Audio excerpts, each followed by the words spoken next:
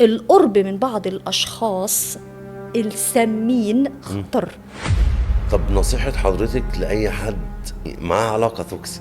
اكتشف نفسك في الأول، جهازك العصبي عامل إيه معاه. أنا مرتاح في مكالمته، بشوف رقمه على التليفون ببقى مبسوط، بشوف مسج منه تمام، الدنيا تمام.